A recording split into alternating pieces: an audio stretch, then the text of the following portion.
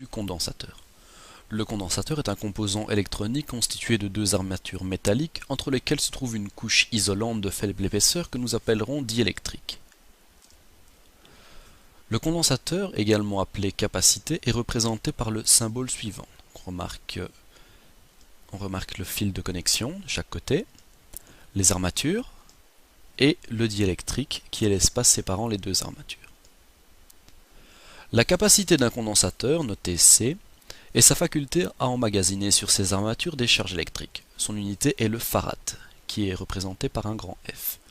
D'un point de vue pratique, on ne parle pas en farad, qui est une unité énorme, mais en microfarad, ou milli, ou nano, ou picofarad parfois.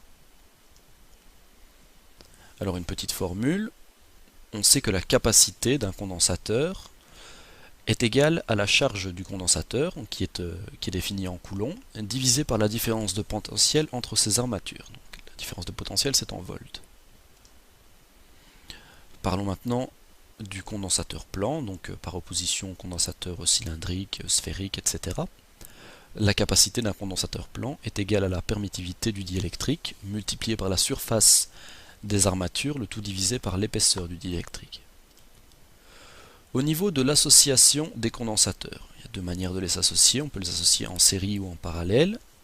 Dans le premier cas, on est en série. On a trois condensateurs C1, C2 et C3 et on veut se demander quelle est la capacité équivalente des trois condensateurs. Donc, il faut à chaque fois utiliser la formule qui est affichée en bas du PowerPoint. Pour ce qui est de l'association en parallèle, la capacité équivalente est obtenue en sommant les capacités des différents